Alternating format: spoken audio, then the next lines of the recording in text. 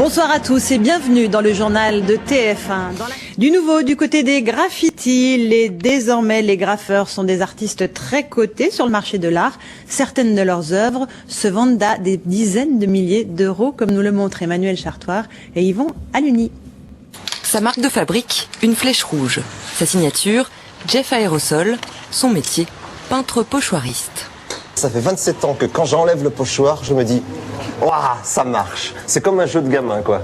Et je n'en suis jamais lassé. Jeff Aérosol a commencé à semer ses personnages dans les rues de Paris au début des années 80. Depuis, il a sévi dans toutes les capitales d'Europe et d'ailleurs pour offrir de l'art gratuitement à tous ceux qui n'osent pas pousser la porte des galeries. Ça date d'il y a quelques temps déjà, mais je vois que dans la rue, il y a cette espèce de rapport parfois direct avec les gens qui nous expliquent que notre travail fait partie de leur paysage quotidien. C'est exactement pour ça qu'on fait tout ça, quoi, je pense. Gratuit dans la rue, mais pour avoir le même à la maison. 1800, 4000, 4200, c'est à voir, 4500. Le street art, en français art de la rue, fait de plus en plus d'adeptes, au point que depuis l'an dernier, ce très chic hôtel des ventes parisien lui fait une place de choix. On voit effectivement des collectionneurs qui font évoluer leur goût vers le graffiti, vers le street art. C'est un élément maintenant extrêmement important du milieu de l'art contemporain.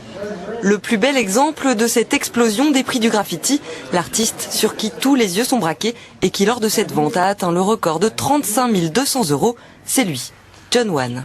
Il y a 5 ans, ces toiles se négociaient quelques centaines d'euros. Aujourd'hui, les riches collectionneurs d'art contemporain se déplacent jusqu'en banlieue pour rendre visite à l'artiste dans son atelier. Il a une évolution constante dans sa peinture, c'est extraordinaire. Il a 5 ou 6 toiles de vie déjà et c'est un artiste qui me paraît avoir beaucoup de potentiel. Belle revanche pour un graffeur issu des quartiers pauvres de New York qui, à l'âge de 16 ans, taguait les murs de Harlem et les rames de métro. Comme un acte de révolte, de rébellion dans un système américain qui je n'arrivais pas à trouver ma place dedans. Désormais coté sur le marché de l'art, John Wan ne travaille plus dans la rue, n'a plus envie de voir ses œuvres effacées.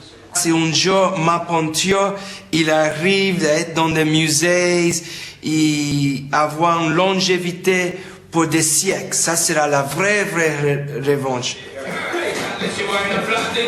Mais John Wan ne renie pas la rue. C'est encore elle, dit-il, qui soutient son message et lui donne sa légitimité.